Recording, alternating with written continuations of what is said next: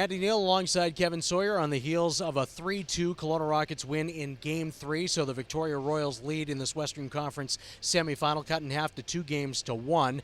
Rockets had a 3-1 lead. Royals came back late, but Michael Herringer, he had a solid series going into tonight, but what a big victory and performance from him.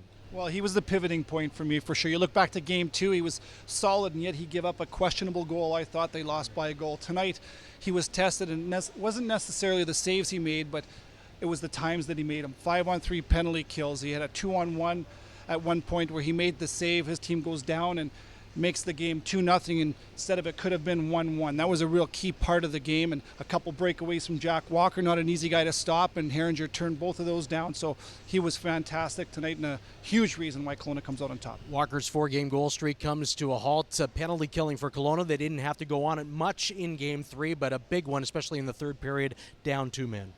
Well, their penalty killing was phenomenal, and it was because of what we saw late in the game when they were even 5-on-5 and with the goalie out, blocked shots. They were in the lanes more tentatively tonight, or more positively tonight.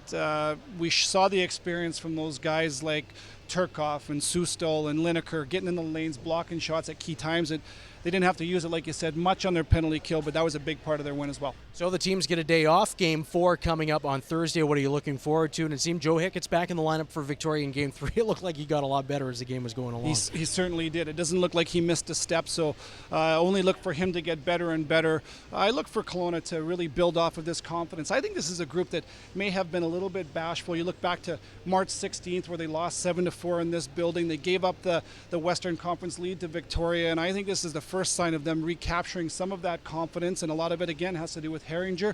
Look for them to build on that confidence. It's going to make it an interesting series. 3 one-goal games in this series so far. The home team has won all of them, and Game 4 is coming up Thursday night. It starts at 7 o'clock Pacific time on 11 Machinery WHL on Shaw. For Kevin Sawyer, I'm Andy Neal.